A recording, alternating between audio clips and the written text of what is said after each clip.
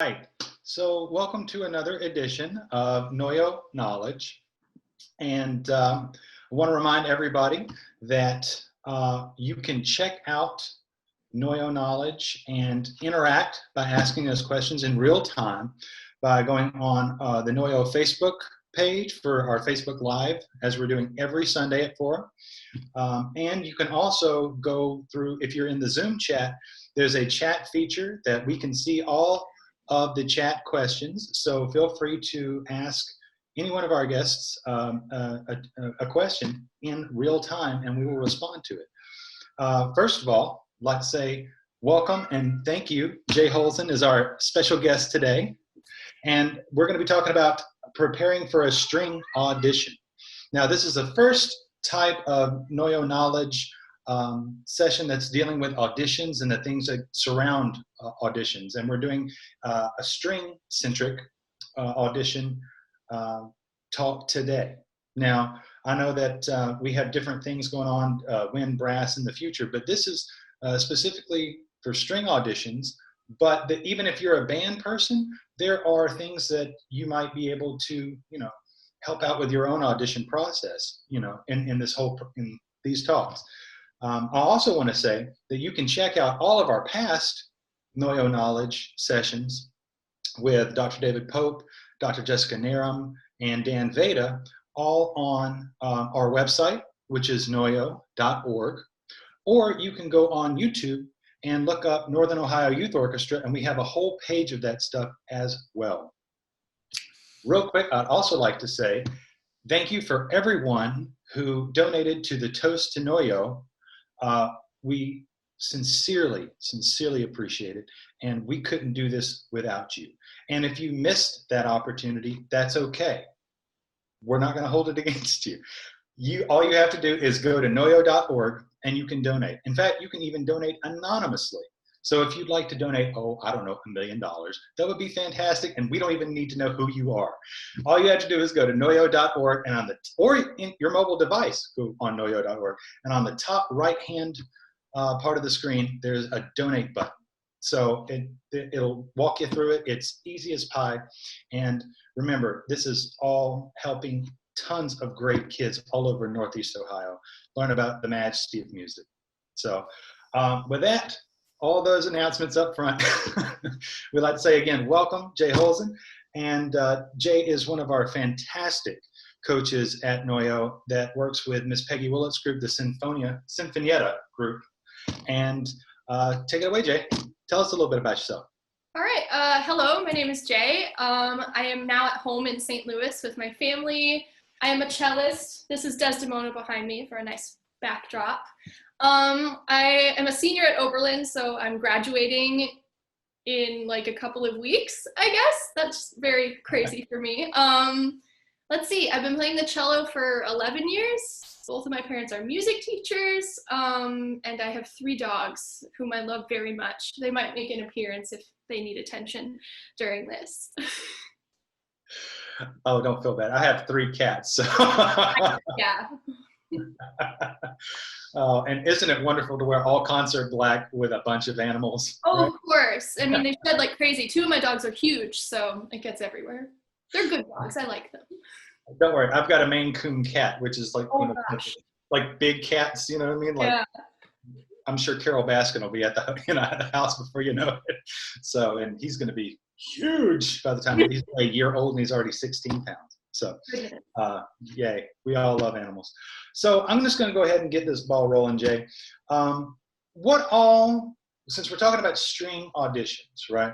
What all went into the audition process for the Oberlin Conservatory at that higher level? And exactly how did that differ for any of the other kind of auditions you were taking at that time? Yeah, totally. So for Oberlin, like a lot of schools, their repertoire requirement was 2 movements of solo Bach, a movement of a standard concerto, and then some etudes. Almost all of the schools I auditioned at asked for that, but occasionally they would ask for 2 etudes or maybe a sonata movement. Okay. So that's sort of the first thing. And secondly, it was a pretty different audition for me, especially like compared to my other conservatory auditions. It was actually my last audition out of 6. And so I was kind of over it by that point, which actually ended up being a huge asset because I wasn't nervous anymore. I just kind of wanted to play in there and like get it all over with. And so I actually had the most fun during that audition, which I think is kind of strange. As far as other types of auditions, frequently when you audition for a youth orchestra or take any kind of orchestra audition, they will give you orchestral excerpts, and that's usually not requested in conservatory auditions. For wind instruments, it's going to be different. Those are definitely pretty excerpt-heavy auditions, but yeah, that was my Oberlin audition experience. Cool. So, so let me just ask, just to kind of clarify. So, did you only audition for conservatories? I did. I auditioned for, I think, a couple of state schools that had strong music schools, but I was primarily just looking to do a performance degree. Okay. Okay. This kind of helps clarify that. Yeah. So, so what advice did teachers or private instructors give, like if they were like a coach from high school or something like that, give to prepare you for these auditions, since you were kind of, you know, just conservatory based? So a lot of it, sort of the game of auditions is showing people what you can do really well, and not necessarily showing them what you can't do. So when you have the option to choose your repertoire, it's extremely important to pick stuff that is very manageable for you and that you can do at a really high level. That's definitely preferable to choosing a piece just because it's really difficult and so it's going to be really impressive. So that's one of the first things. And then as far as the mental game of it, playing auditions for people all the time is always a really good idea. I mean, I did mock auditions for like every single lesson leading up to my conservatory auditions. So that's another huge part of it. It's also a matter of walking into your audition and being excited to show them what you have, rather than coming in like on the defensive, being like, you know, I can't mess this up and I have to make sure I don't do this. You know, just sort of framing it in a positive way, like I will do this and I will be expressive in this way, and I'm excited to share this with them, rather than, you know, dreading some of the things that might be a little more difficult for you. No, I think that's really good advice, actually. You know, it seems like, I think if a lot of high schoolers were to adopt that kind of mentality of, I'm excited to show what I do know. I'm not going to worry about the things that I'm not that good at. I'm not going to worry about that or let that psych me out. But instead, I'm excited to come in there and show what I am good at, and let's just see where the cards fall. I think that's great advice. We do have a question here in real time, and it says, how much of the audition was ear training, sight reading, or theory knowledge? So a lot of places will have a separate ear training or theory test that's separate from your audition time. And a lot of times, like, they will ask you from stuff that's really, really easy to stuff that's crazy hard. A lot of times it's just a placement thing. I haven't heard of any schools where they base your acceptance on ear training or music theory. I think it just saves them a step of doing it later so that they can place you into a class. So don't stress out about that too much. Knowledge of music theory and being able to do some ear training exercises will never be a bad thing. But yeah, you don't need to worry about that as far as actual audition results go. As far as sight reading, it really depends on the school. I know Oberlin almost always does sight reading for violinists, but I never had to do sight reading in a live audition. Good to know. Good to know. So if you're a violinist, watch out. But you're a viola, cellist, or bassist, you're good. Right. Oh, okay. No, that's good. That's good. Okay, so let me ask, what did you do to prepare for auditions while in high school? Well, as I said, I did a ton of mock auditions, which basically means like you get yourself a panel together, which can be human beings or pets. I've done a lot of auditions for my dogs. They're very, very attentive listeners. I appreciate that. And sometimes like I would scramble up the order that I did things. Sometimes I would warm up and sometimes I wouldn't. Yeah, I would basically put myself in a situation where I had to sit down, play an audition, and not judge myself during it, which is really important. Because if you get in the habit of judging yourself during an audition, it's really easy to sort of start thinking in the past instead of what you're doing right then and what you're about to do next. And also the judges are there already. You don't have to also be in their seat. You know, it's sufficient for you to do everything you can from where you're sitting. A sort of extreme thing that I used to do when I had really bad performance anxiety, which luckily, you know, it's not so bad anymore. But this was like when I was in middle school, I would wake up and then the first thing in the morning, you know, like I'm rubbing the sleep out of my eyes and I would go play in an audition. Or like I used to run a lot and so I would go on a jog and then I would come back and play an audition. Or immediately after a shower when your hands are like a little squishy, which I hate, like I would play an audition just to sort of put myself in the worst case scenario. And again, that's really extreme, but I think it helps. No, I think that's fantastic. You know, basically, I think what it is you were putting yourself in various, like this could happen, or this could happen, or this could happen. I might be able to, I might be running late, and so I don't have time to warm up, and I'm just thrown into the audition. And so it sounds like you prepared yourself for that in every possible scenario, which I think that's great, actually. You know? So. And it also just every time you do it, it gets a little bit easier. Like, one time I tried to count up the number of auditions that I've done in my life, and then I stopped at like 50. And after that, you start to get just really good at it. You know, it's not as if you stop being nervous in auditions. I'm definitely still at least a little bit nervous. It's just a matter of how that affects my body and my playing.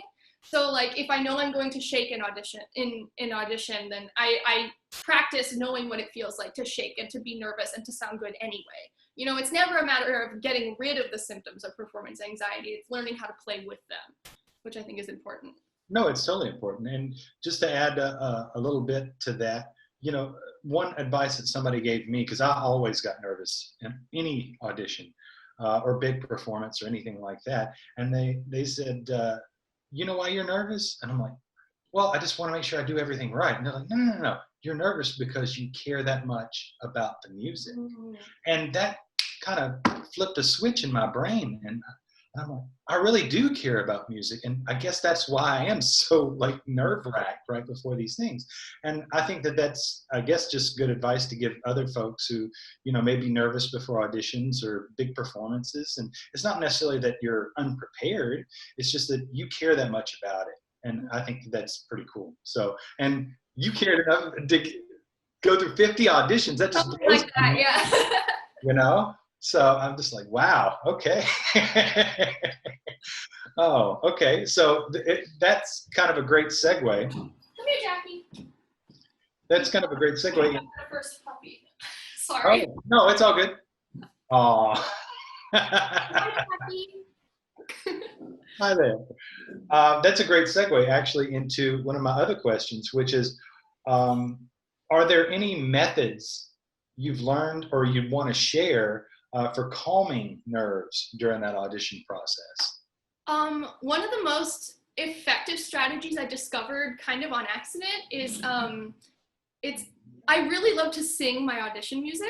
I sort of discovered this, as I said, on accident because I was in a position where it was my audition time, but they were running like 15 minutes behind schedule. And that's like kind of a worst case scenario, is to just sit there and shake and get more and more nervous. But singing, first of all, puts a really good and vivid image in your brain of what you're going to sound like and what you plan to sound like. It also forces you to start breathing in a way that's, you know, not nervous hyperventilation, because you have to inhale a certain amount to be able to support a vocalization coming out of your mouth.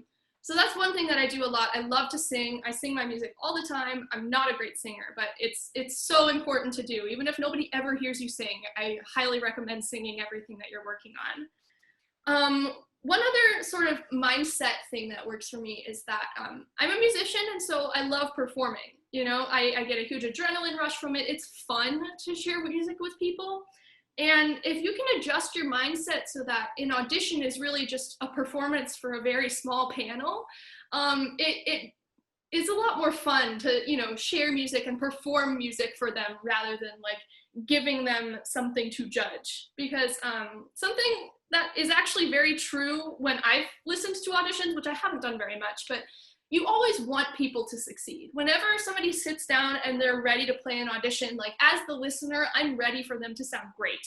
You know, it takes a certain kind of not great judge to sit down and be like, all right, I'm going to check every single mistake because that is no fun for anybody.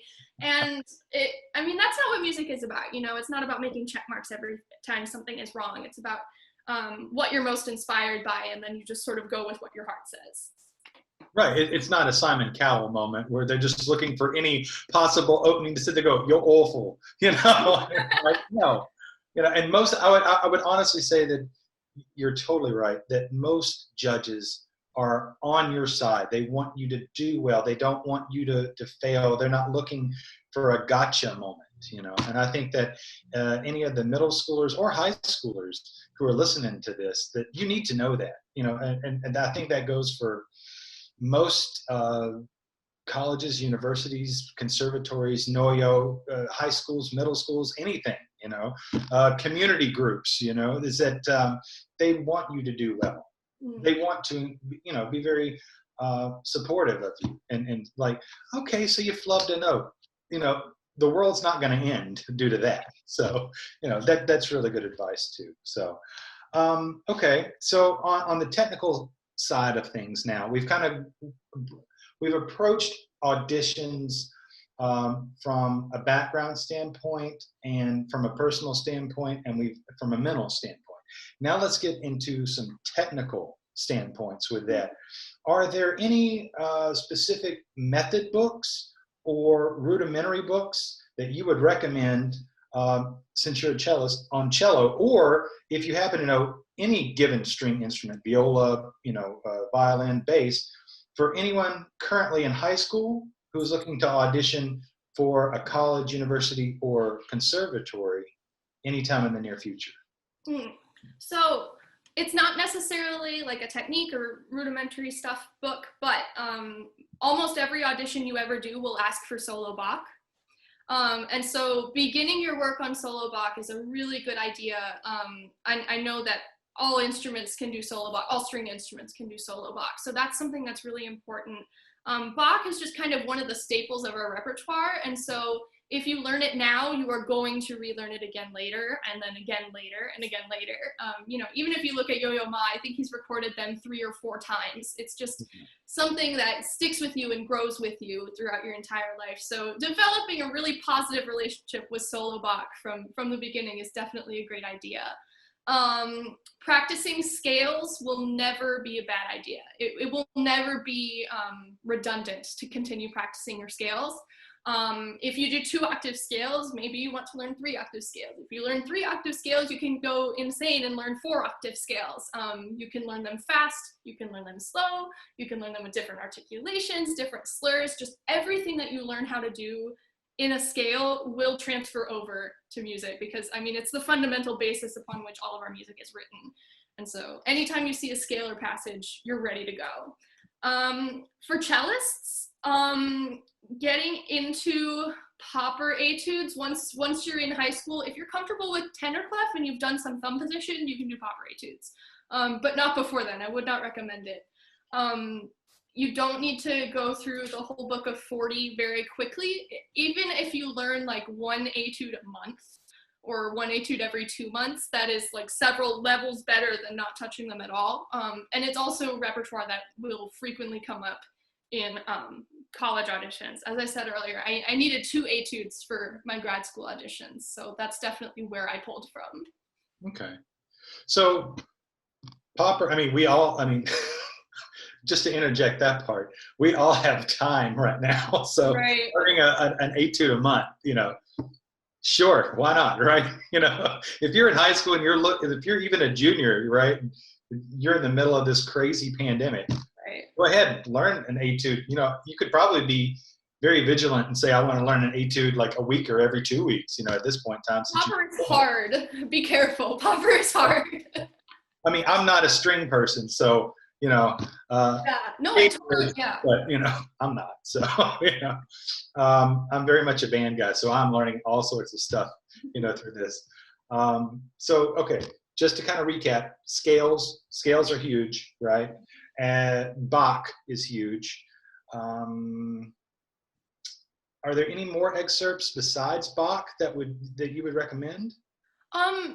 If you are interested in getting a start on orchestral excerpts, a lot of them feel sort of like their function in a healthy practice diet is similar to etudes. I sort of feel that way. I think excerpts are way more fun than etudes.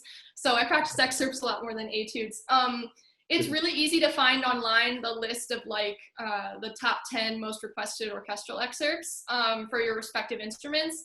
I know for cellists, like the biggest excerpt for all of us is the second movement of Beethoven 5. It also makes like the greatest etude in the world. I mean, it's intonation, it's phrasing, it's legato playing. It's an A flat major, and so if you haven't hung out in A flat major a lot, that's a really good one. And then it's also really important for rhythm. So if you're a cellist, check it out.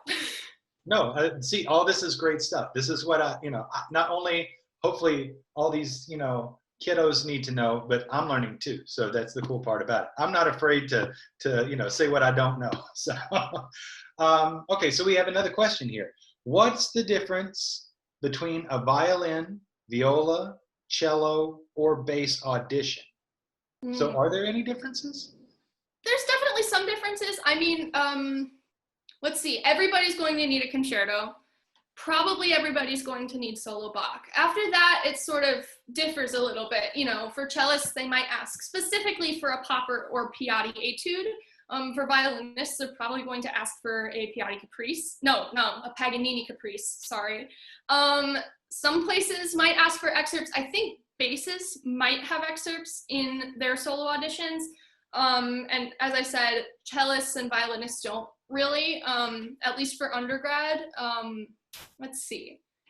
Violists, I don't really know what violists are asked for. I imagine there's some sort of etude equivalent for violists and basses. But yeah, that one I just don't know. Sorry. No, it's okay. Unfortunately, I think viola is probably the scariest of all instruments. I mean, I always joke whenever I go and I visit a school, I'm like, somebody tell me what's the deal with viola? It's like, it looks like a violin, but it's not, and your clef kind of looks like a 3, so. Also, clef is intimidating. I'll own up it to is. that. It really is. So yeah, I mean, it's like, wait a minute, what I used to know as B is now a C. It's like, oh man, it's just, so yeah, it messes with your brain. I got really good at alto clef for a little while because I was playing in string quartets. Another thing every string player should do. Quartets are really fun. And yeah, I got really good at it for a little while because I was in a really serious quartet for 4 semesters in a row. And now I've been doing like only contemporary music. And so I haven't had to read alto clef, and I just lost most of it. No, I guess it's just like one of those skills that if you don't, keep it sharp, and it just kind of gets rusty. You know what I mean? Yeah. Now, let me ask you this, just to kind of tack on to something that you said. You said that you played in tenor clef on some of these things. So for cello, so cello can play in bass clef, tenor clef, and in some instances treble clef too, right? Yeah. And then there's also a really old notation that I hate. That is, it's treble clef, but it's printed an octave higher than you play it, and so you have to transpose it down an octave. And I'm not good at that. So okay, let me just. I know we're kind of improv in here, but have you ever had an audition? Now you said you didn't have to sight read for Oberlin, but have you ever had an audition where you've had like the treble clef where it was written that way, and they just wanted to see how you would respond? I mean, I imagine somebody would totally do that. I mean, I've had to sight read in auditions before, but yeah, that's just a little bit mean. And then also, I sight read string quartets for fun. I've sight read orchestra music for fun. And every once in a while, in Dvorak especially, that'll just show up, and I don't know. It really messes me up. No, I mean, it's just good to know. I mean, I'm just curious, Yeah.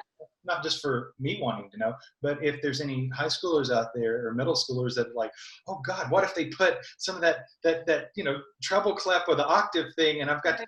So you're saying, don't worry about that. That's very. Don't worry about it. Deal with it when you get there. Yeah.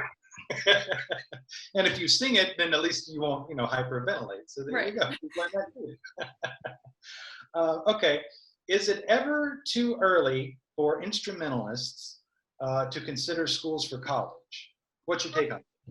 Yeah, as long as you're willing to be flexible, no, it's never too early. I was a crazy kid, and so I started researching conservatories when I was in 6th grade. Don't do that. It's not worth it.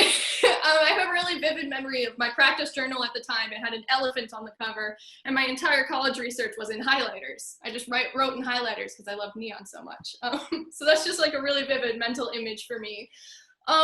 If you really think you want to go into music, then yeah, go ahead and just, browse some websites of some schools that you're looking at. I sort of got a wake-up call pretty early about just how much music they ask for undergrad auditions. And so that was probably one of the best things that came from researching conservatories, and then also looking at how expensive they are and sort of realizing like, I really have to practice, because if you practice a ton and you play an amazing audition, they give you a merit scholarship for playing a really good audition. And if you do well in school, they will also give you scholarships for that. So the face cost of a conservatory is quite a lot, but there's also a lot of ways that you can get them to see how valuable you are and assign a scholarship amount to that. No, and that's what I was actually going to ask, is that out of all the conservatories that you applied for, right, how many of them were offering competitive scholarships that made, looking to go to their school a lot more attractive, as opposed to, just a typical college or university? Right. Let's see. I auditioned for 6 schools. I was accepted to 4 of them, and then 3 of them were affordable. One of them, they just didn't have a lot of money at the time, and they were overloaded with cellists, so they just had no scholarship money to give, which is fine. And then I had one offer that was, let's see, it would have been my cheapest school, but it was less prestigious than Oberlin and DePaul, which I was considering at the time. And then Oberlin and DePaul were about exactly the same. Okay. No, that's good to know. So it kind of helps to kind of collate like a list. And so that way, because you never know, if you do play cello, that they could be inundated with cellists. And you could be like fantastic, but if they're already inundated with cellists and all that scholarship money is already gone, then you definitely want to have some backups. Right. So that's good advice too. I think another important thing to understand going into auditions is that the only thing you're in control of is how you play. And so if you're in a warm-up and you're hearing other people play around you and you're like, oh gosh, they sound incredible, what am I even doing here? That's not something that's within your control. Ultimately, you can go in and play your best audition, and then everything else is up to the judges. And then, let's see, other people I know have auditioned for summer festivals and maybe been waitlisted one year, and then the next year they felt amazing about their tape, but they weren't even on the wait list. And so it always depends on the audition pool that you're in. There's no guarantee that you're going to get a better result just because you had a better audition. I think that's happened to me a couple of times before. As frustrating as it is, it's nothing you did. It's just kind of one of those things that you have to inhale stress and then exhale. I completely agree. And just to kind of chime in on that just a little bit, even on the band side of things, which, I mean, look, we're all music, right? And we all, have to audition no matter what.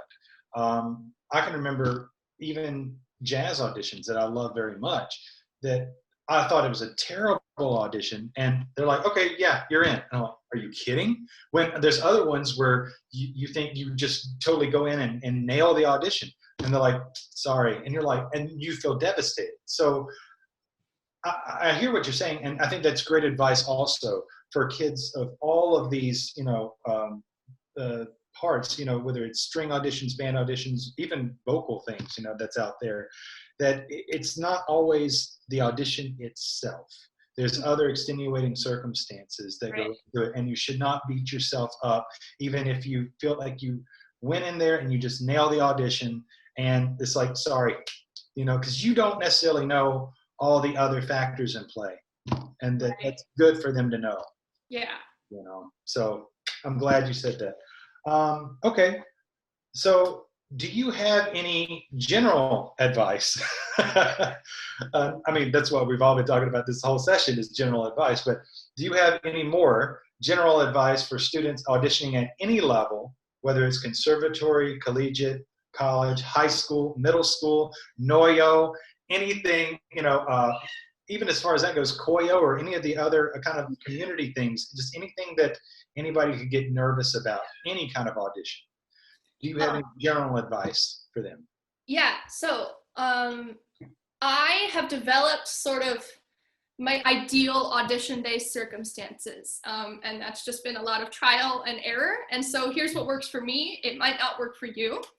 I always make sure that about like 3 hours before my warm-up time, I have a pretty substantial meal, because I know I won't be able to eat right before my audition, and I don't want to be shaky because I'm hungry. So that's step one. Step two, I sort of figure out my warm-up routine in advance. You know, I have several actually in my head. You know, I have an hour warm-up routine, a 30-minute warm-up routine, and a 10-minute warm-up routine, just in case. Okay. And then going into the audition, I usually write notes at the top of my paper about how I'm going to prepare going from one thing to the next. One thing that's really important is that, as awkward as it might seem, take a second of silence to make sure that you're really ready to begin. Because it's really easy to feel like, you know, the judges are in charge of the situation, but just reframe it for a second, because they cannot force you to start, you know? I mean, don't wait there for like 5 whole minutes, but like they are on your clock as soon as you walk in. You know, they can ask you what you're going to play next, but ultimately the moment that you take before you play your first note, that is all yours, and nobody can do anything with that. And then as far as the technical aspects of getting set up, you know, I'll maybe say like, okay, tap this note with your left hand, make sure your bow is here, breathe, and then play. And I'll write all of that at the top of my paper, so I don't even have to worry about memorizing it. I usually smile when I walk into an audition, because it makes me feel better. And they usually smile back. It's really weird to smile at somebody and have them not smile back. Yeah. And for some reason, that just makes me feel better. I also know myself, and I like to talk and move before I play. Some people are not like that, but if there's an audition proctor right there, I'm gonna start a conversation, because it makes me feel better. Again, some people don't like that at all, but that's just something I know about myself, and yeah, so I generally just stick with that. I stick with what I know works.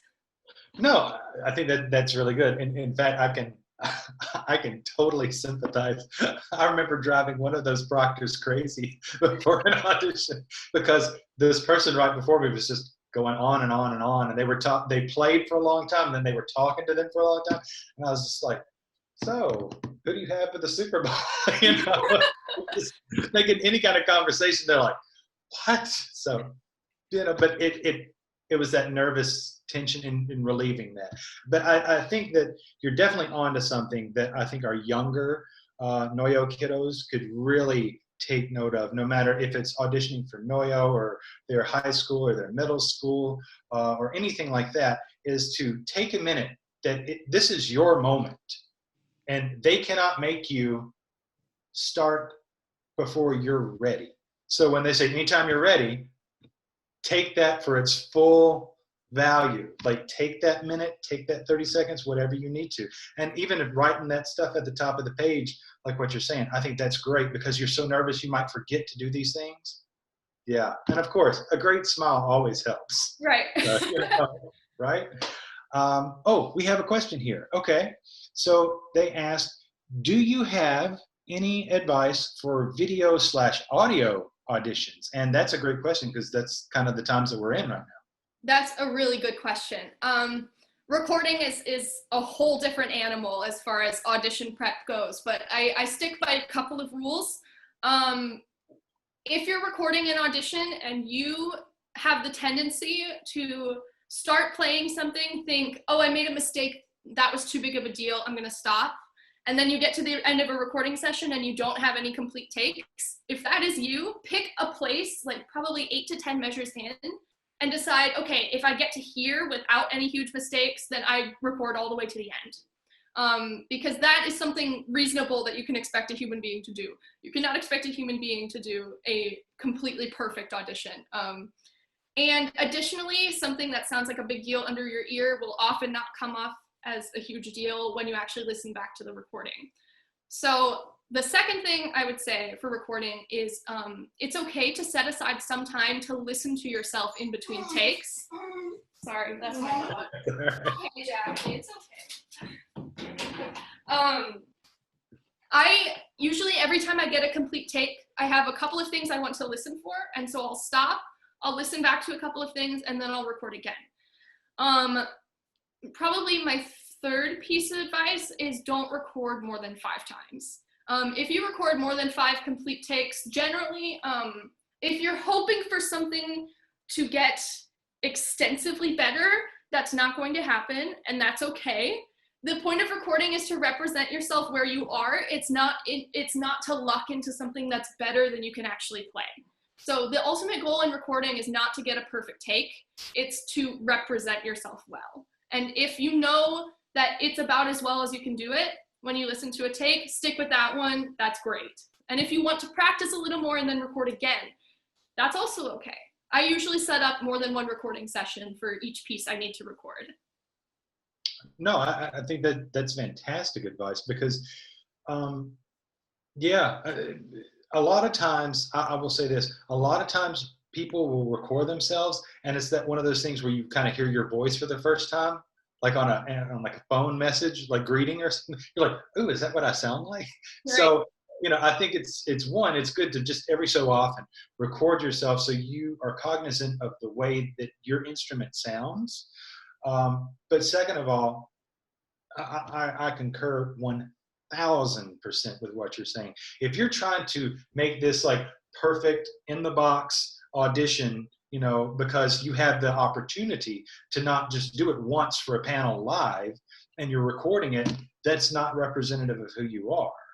You need to just make sure that when you're recording for an audition that, yes, I think 5 times is a great number. You know, a lot of people only say 3, but 5's great, you know. It depends on how long it is. I've had pieces, I've recorded before when I did 2 run-throughs, and the second one I was like, you know what, that's it, I'm done.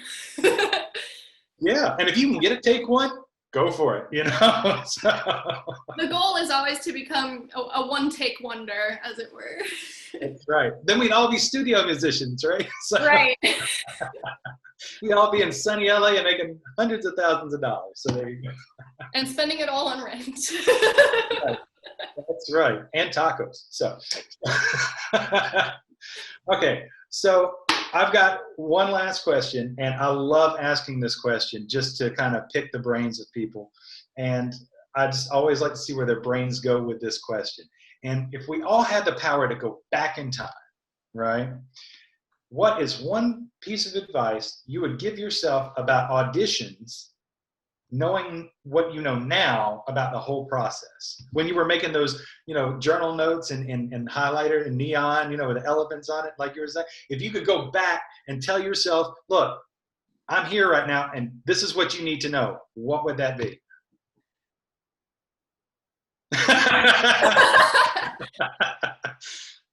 The first thing is the thing I already mentioned. In audition is just a performance. The next thing would be nobody can take anything away from you in an audition. You never go into an audition with something they can take away from you. You know, you always leave an audition and you come in after the results of the audition with everything you had when you came in. That's something that also just really helps after the fact, you know, like I auditioned for one of my grad schools and I wasn't accepted. But the thing is, like, I didn't lose anything. There was just one opportunity that I didn't get that time. And, you know, there are a billion other things that I can do on top of that. The next thing would be, I didn't have a lot of confidence in my playing for a very long time. Like, I was kind of shocked when I did undergrad auditions that I got really good results because I just didn't know anything. And so, honestly, this is kind of the reverse of the question you asked, but I kind of wish I could go back to that sometimes, you know, because I went into grad school auditions now knowing, like, what the average grad student sounds like and being a little bit intimidated by that. But there's something really wonderful about going into undergrad auditions and I'm like, oh yeah, this is fun. I can travel around. I can play my Dvorak for these people. And I just had no idea how good people would sound when I got there, you know? And so I don't know, don't forget about the joy of playing an instrument and how fantastic it is to learn something new about something you've dedicated so much time to. I mean, there's something so amazing about being able to, for instance, the Beethoven excerpt I mentioned earlier, I've auditioned on it 13 times. And every single time I audition on it, it's a little bit different. And I think that's kind of a privilege in a way, is to be able to grow with this music and grow in your audition process and represent a different person, maybe a better person every single time you walk in there. And so every audition is a valuable experience. No, I concur with that. And I think that's great. It's almost like going back to that youthful bliss of like, right. Yeah, I love music. This is great. Right. I would completely agree with that. I think that if we could all go back to that blissful kind of state of mind, that would be, yeah, I would love that too. So far you have the best answer, Jay. I'm like, yeah, me too. And I think that's something that comes with a lot more knowledge. I think the older you get is that you try to still grab a piece of that bliss from our youth when we were just exploring musical things and learning and just loving music, which not saying that we don't love music now, but we're in the trenches of getting to know the deeper meanings of music, and that's a lot of work. It's totally different when it's your job, because like when I was in high school and practicing like crazy, like it felt like I was living the life of a high school student, but then as soon as I left school, I would, take off my Clark Kent costume and become a cellist. And now it's just all the same thing. And that transition was kind of strange because, in a way, when you have school and cello so separate, it sort of becomes like this bubble, this sacred bubble of musical expression, which is a little bit different over time. But I think a lot about talking to my younger self, especially because, I was so worried and so stressed about so many things, like, the people I got along with in high school and the people I didn't. That was probably a difficult thing for me. But like, I don't know, I think my younger self would be very proud of me. I've accomplished more than I ever thought I would. And then that's a huge win for me. No, it makes me emotional to think about it, But that's why I love always posing that particular question is that, and not a lot of people ever do think about talking to their younger selves. If you could have this magical power to just go back in time, and just, even if it's just to witness yourself, and then you get one sentence to say that's advice or something, like what would that be? And I don't know, that's where my mind goes. So no, I agree with you. I think that it was a very nice sacred time, and yeah, we should, especially in these days and these times that we're all in, try to recapture that same kind of joy of just playing in that, what do you call it, sacred bubble, so awesome. I love that answer. I do. So, well, unless you have any last, I'm going to give the floor to you. If you got any last bits of advice that you'd like to share or anything that we may have not asked. So. I have one thing I was thinking about earlier. I was like, this isn't asked anywhere, but this is a good point. And I'm also saying it to myself as well as everybody else. As far as motivation to practice goes, if you have an audition coming up and you are stressed and you are scared, and that's your main motivation to practice, that's okay. But also remember that practicing can be fun. If you have an audition coming up and you're very stressed, and because of that stress, you feel less motivated, you feel paralyzed to your own productivity, remember that you're allowed to just play for fun. You're allowed to sit down with music that you're not supposed to practice and you're not supposed to play for an audition, maybe music that you've never even learned before, you just want to read it because it's fun. That's always good. Playing your instrument for 15 minutes on something that makes you happy is always better than not playing that day at all, and it's okay to not be productive for every 30 seconds that you're on the cello. It's okay to just stop, play something for fun, and then go back to the real work. Yeah, no, I think that's fantastic advice. Usually that's just, what a lot of us jazz guys do eventually. We're just going to work on this tune because I just like Stella by Starlight, so I'm going to play that today, so yeah, no, I think that's good. And that's, I think that that's a good stress reliever if you are worried about an upcoming audition or something like that, to just kind of de-stress for a moment. Take that 15 minutes and just play something that you want to play. I mean, if that's Nirvana on the cello, then so be it, whatever, you know. Rock on. You know? So no, I think that's good for folks to hear. They definitely need to hear that. So, well, thank you. So this concludes our most recent NOYO knowledge session with our host, J Holzen, talking about the preparation for a string audition. Thank you, Jay. Appreciate it. Of course, my pleasure. Thanks for having me. All right. Remember, everybody, stay safe, wash your hands, and keep on checking out the NOYO knowledge sessions. Next week, we'll be back at 4 o'clock with Alec Rich on how to prepare for a wind brass audition. So thank you guys. Take care, and we'll see you next Sunday.